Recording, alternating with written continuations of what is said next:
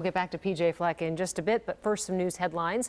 A 42-year-old father of 4 in good shape with no underlying health conditions says not getting the COVID-19 vaccine is the biggest regret of his life. After 4 days in the intensive care unit, he wants those who are hesitant like he was to think twice. Fox 9's Courtney Godfrey has his story. It is the biggest regret that I will carry with myself for the rest of my life. If Nick Kanak could go back in time, he would have done things differently. Knowing now what I know now, and that's for everybody, why wouldn't I have gotten it? 2 weeks ago, he came home from work with a headache. But what started as manageable COVID-19 symptoms quickly turned into a high fever and dangerously low oxygen levels. The first 3 nights, I sweat through basically every piece of clothing I had on, plus my sheets. It's like a flu is what I kind of thought, is that once you've sweat through all your clothes, typically you hit rock bottom and it's time to go. You're on the path to getting better.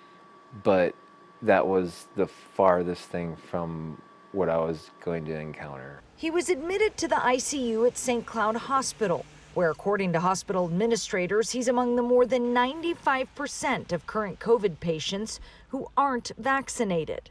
Nick is a powerful story.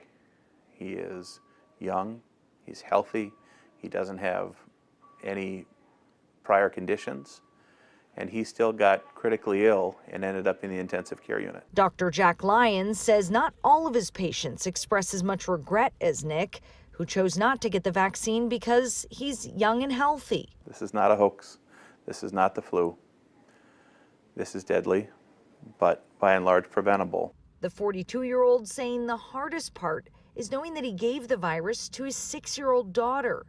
His wife and their 2 oldest children, who are all vaccinated, never contracted it.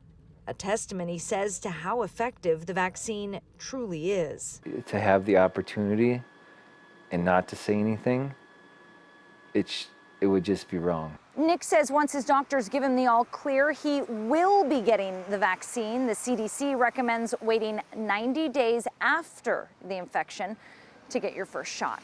In St. Cloud, Courtney Godfrey, Fox 9. The former Brooklyn Center police officer charged in the